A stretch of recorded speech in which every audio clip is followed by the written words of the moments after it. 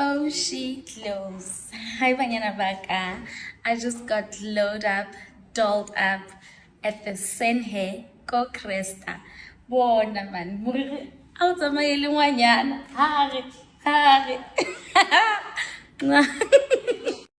Anyway, guys, so people are saying the competition at Tiralo in Vuyokazi has been happening when Vuyokazi she was still dating Umpumelelo. Guys, the people are saying Tiralo she has always wanted to be Vuyokazi. Guys, there's a picture that people posted Tiralo, Spindi, and Vuyokazi. People are saying, just take a look at this picture. You can see the way Tiralo she was looking at Vuyokazi. She's always wanted to be Vuyokazi. People are standing with it, Tirelo saying, no man, Tirelo naye she deserves to be happy. You guys, they cannot complain go Tirelo. Every time Tirelo she's doing something, you guys are saying she's doing it because of Vuyokazi. So she's not allowed to do any hairstyle because le hairstyle yenze ngo Vuyokazi. You guys are totally unfair.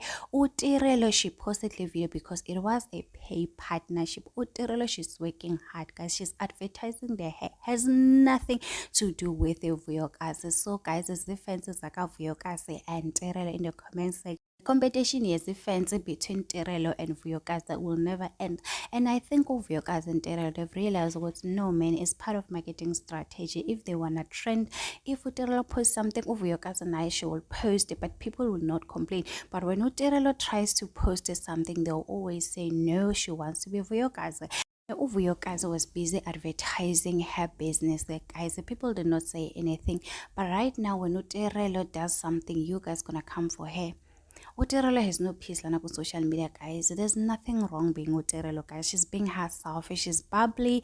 She's full of life, So anyway, guys, having a conversation. What do you think about this? Do not forget to subscribe.